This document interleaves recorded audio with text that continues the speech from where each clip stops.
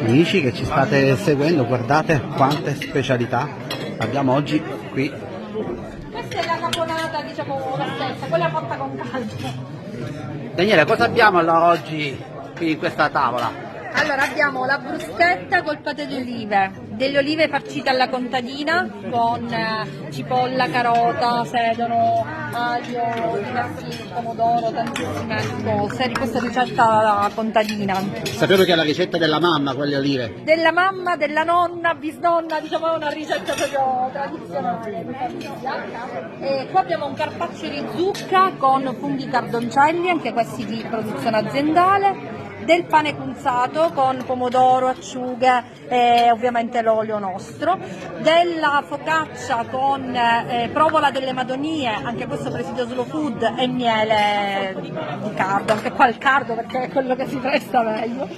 Le panelle, che è un piatto tipico del palermitano, sono delle frittelle con farina di ceci, quindi street food praticamente, il panino con le panelle è tipico.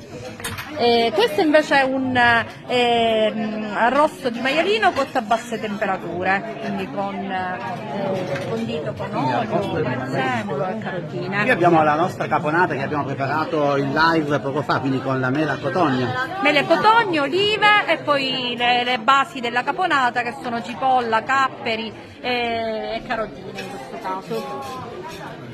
Tutti i prodotti più o meno a chilometro zero, anche a metri zero. Metri zero, sì, qua Ecco, la qui caponata. cosa è arrivato? Quindi la caponata, l'assaggio. Sì, prego. Quindi che ingredienti abbiamo messo in questa caponata?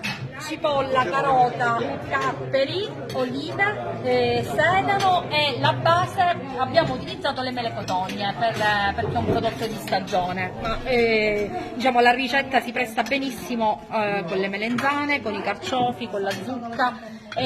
Abbiamo preparato l'agrodolce sostituendo lo zucchero, al posto dello zucchero abbiamo messo il miele nostro.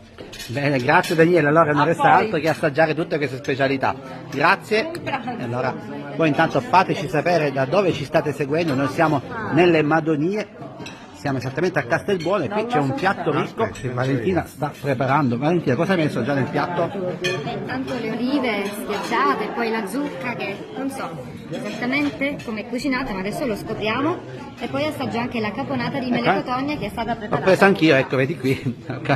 Buon appetito allora. Ciao amici.